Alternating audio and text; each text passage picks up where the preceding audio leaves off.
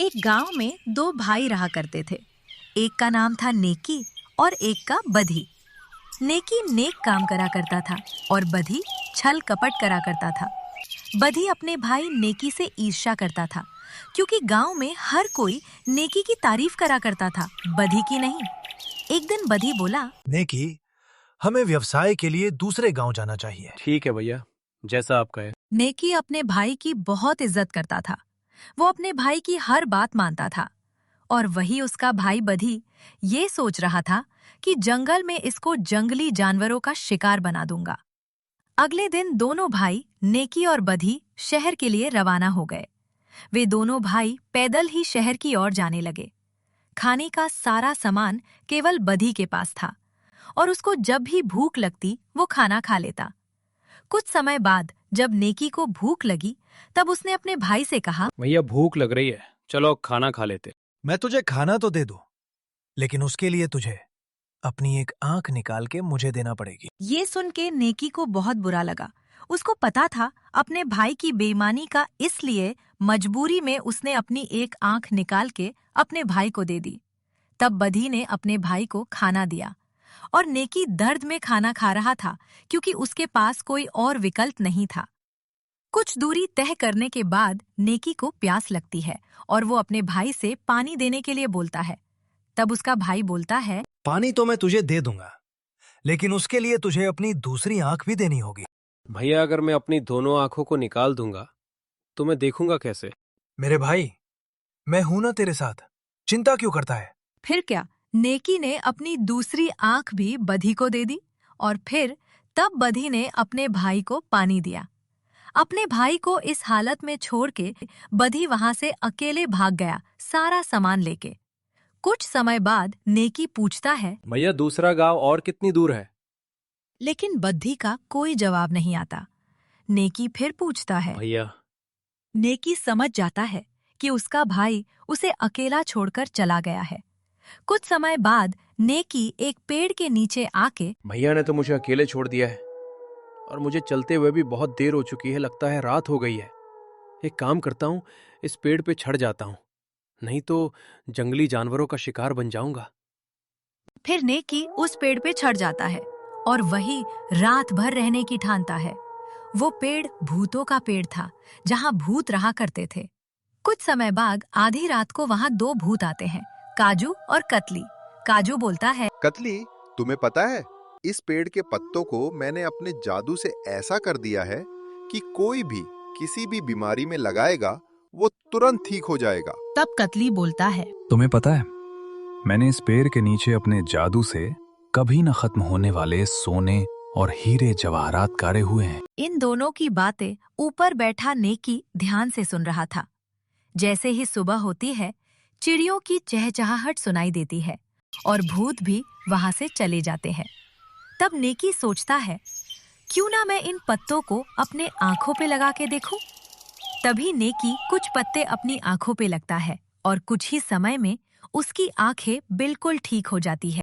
वह ये सब देख नेकी बहुत खुश होता है और फिर सोचता है, क्यों ना मैं थोड़ा बहुत सोना चांदी अपने साथ ले जाऊं, क्योंकि मेरे पास तो खाने के भी पैसे नहीं हैं, और कुछ पेड़ के पत्ते भी ले लेता हूं, क्या पता किसी जरूरतमंद की मदद कर सकूं। फिर क्या, नेकी कुछ सोना चांदी और कुछ पेड़ के पत्ते अपने साथ ले जाता है।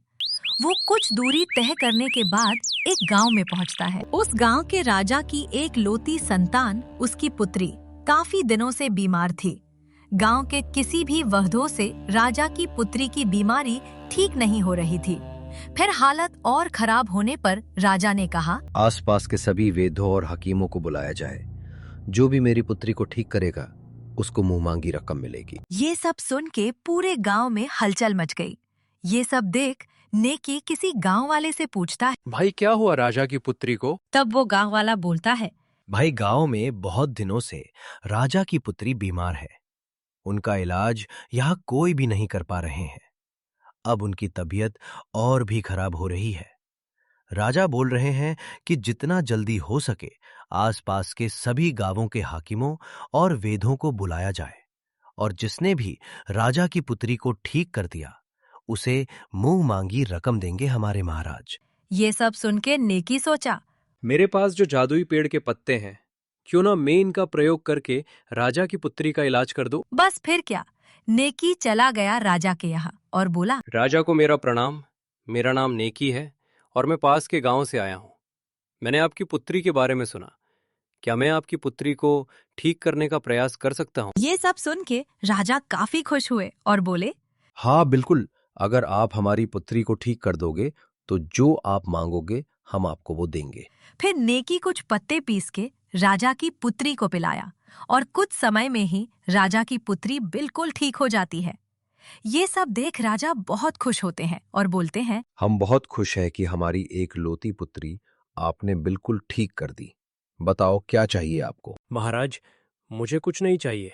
मैंने बस इंसानियत के नाते आपकी पुत्री को ठीक किया है। राजा नेकी की ईमानदारी देख बहुत प्रसन्न होते हैं और अपनी पुत्री का विवाह नेकी के साथ करते हैं। कुछ समय बाद राजा का देहांत हो जाता है और नेकी उस गांव का राजा बन जाता है। एक दिन कोई गांव वाला नेकी के भाई बधी को महल में लाता है और बोलता है, महाराज की जय हो। महाराज, ये आदमी गांव गांव चोरी करा फिरता है और अब हमारे गांव में भी चोरी कर रहा है।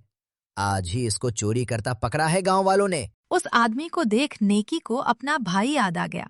तब नेकी उससे पूछता है, नाम क्या है आपका? महाराज, मेरा नाम बद्दी है। मेरे पास खाने के भी पैसे नहीं है और ना मुझे कोई व्यक्ति काम देता है। ये सुन नेकी की आंखों में पानी आ जाता है और वो कहता है, भैया, मैं आपका भाई हूँ, नेकी।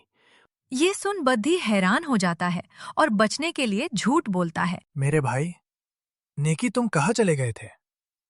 मैं हम दोनों के लिए कुछ काम देखने गया था।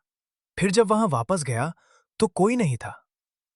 मैंने तुम्हें हर जगह ढूंढा पर तुम कहीं नहीं मिले। ये सब बात झूठी है। ये नेकी को पता था, लेकिन फिर भी वो अपने भाई को माफ कर अपने साथ महल में रखता है। अगले दिन बदी को ये सब हजम नहीं हो रहा था कि नेकी की आंखें कैसे ठीक हो गईं और वो राजा कैसे बना। तब वो नेकी से पूछता है, भाई, तुम राजा कैसे बने और तुम्हारी आंखें? तब नेकी अपने भाई बधी को सब सच सच बताता है कि किस तरह वो रात में पेड़ पे बैठ के उन दो भूतों की बातें सुन रहा था। उसने पत्ते और खजाने की भी बात बता दी।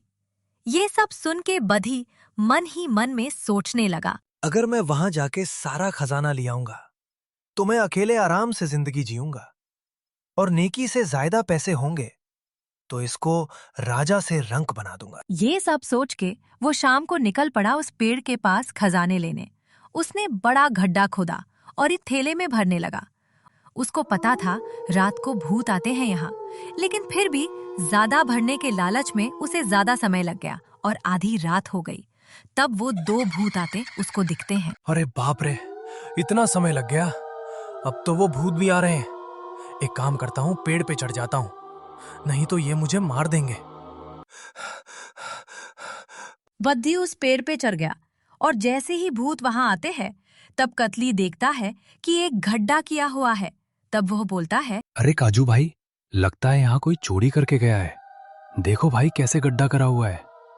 ये सुन काजू सोचता है कि अगर कतली का सामान चोरी हुआ है तो मेरा भी सामान चोरी हुआ होगा। तभी वह अपने पत्तों को देखने ऊपर देखता है तो उसको वहां बधी दिखाई देता है। वो देखो, हमारा चोर मिल गया, वहां छुप रहा है। फिर क्या, दोनों भूतों ने बधी को मार दिया।